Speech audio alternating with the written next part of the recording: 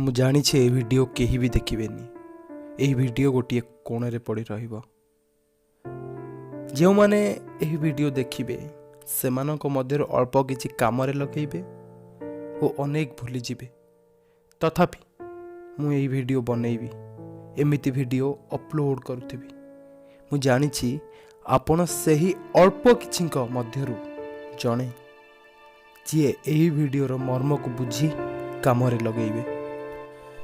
ଇତିହାସ ସାକ୍ଷୀ ଅଛି, ଯେବେ ବି ଏହି ପୃଥିବୀରେ ଅସନ୍ତୁଳନର ମାତ୍ରା ବଢ଼ିଥାଏ, ସେବେ supreme power of the nature ପୃଥିବୀକୁ ପୁନଃ ସନ୍ତୁଳିତ କରିବା ପାଇଁ ଯେକୌଣସି ଏକ ମାଧ୍ୟମରେ ସେ ତା'ର ଉପସ୍ଥିତିକୁ ଜାହିର କରିଥାଏ। ସୃଷ୍ଟିର ଯେକୌଣସି ଏକ ଜାତିର ବୃଦ୍ଧି ହେଲେ ସେ ସର୍ବଦା ନିଜର ସ୍ୱାର୍ଥ ସାଧନ ପାଇଁ ପ୍ରକୃତିକୁ କଷ୍ଟ ପହଞ୍ଚାଇଥାଏ, ଯେପରି ମଣିଷ ସମାଜ। ପୃଥିବୀର ରଙ୍ଗ ଆଜି ଲାଲ ଦେଖାଯାଉଛି। ଏହା ଏଥିପାଇଁ ନୁହେଁ କି କୋଟି କୋଟି ଲୋକଙ୍କର ରକ୍ତ ମାଟିରେ ମିଶିଛି। ଏହା ଏଥିପାଇଁ କି ପୃଥିବୀ ତା'ର ଅପରାଧୀମାନଙ୍କୁ ତଡ଼ପେଇ ତଡ଼ପେଇ ମାଟିରେ ମିଶାଇଛି। ଯେଉଁ ଅପରାଧ ଆମେ ମଣିଷମାନେ କରିଛନ୍ତି। ଯେବେଠୁ ମଣିଷ ଏହି ପୃଥିବୀକୁ ଆସିଛି, ସେବେଠାରୁ ନେଇ ଆଜି ପର୍ଯ୍ୟନ୍ତ ପୃଥିବୀକୁ ସେ ବହୁତ କ୍ଷତିଗ୍ରସ୍ତ କରିଛି, ଯାହାଦ୍ୱାରା ଆଜି ପୃଥିବୀର କ୍ରୋଧ ଆଗ୍ନେୟ ଉଦ୍ଗିରଣ ପରି ଫୁଟି ଉଠୁଛି। ଜଳର ଅଭାବ, ଗ୍ଲାସିୟର ତରଳିବା, ଅପରିଷ୍କାର, ପ୍ରଦୂଷଣ, ରୋଗ, ପଶୁପକ୍ଷୀମାନଙ୍କ ସହ ଦୁର୍ବ୍ୟବହାର।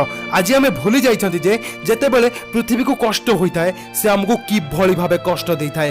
ଏହି ଯେଉଁ ଯନ୍ତ୍ରଣା ଆଜି ଆମେ ପାଉଛନ୍ତି, ଏହା ଆମର କର୍ମଫଳ ବଦଳରେ ମିଳିଛି ସମଗ୍ର ମନୁଷ୍ୟ ଜାତିକୁ। ଏହି ପ୍ରକୃତି ସବୁ କର୍ମର ଫଳକୁ ଶୁଦ୍ଧ ମୂଳ ସହ ଆଦାୟ କରିଥାଏ, କିନ୍ତୁ ଆମକୁ ଏହାର ସୁଧ ଜୀବନ ଦେଇ ଶୁଝିବାକୁ ପଡ଼େ। ମୋ ନାଁ କିଶନ, ମୁଁ ଗୋଟିଏ ମଣିଷ।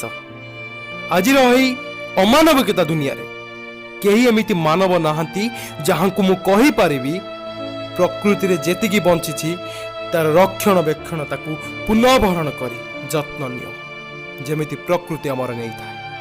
କିନ୍ତୁ ତଥାପି ଏହି ଅମାନିଆ ଦୁନିଆରେ ମୁଁ ଆୱାଜ ଉଠାଇ ଆଗାମୀ ପିଢ଼ିକୁ ଭିକ୍ଷା ମାଗୁଛି।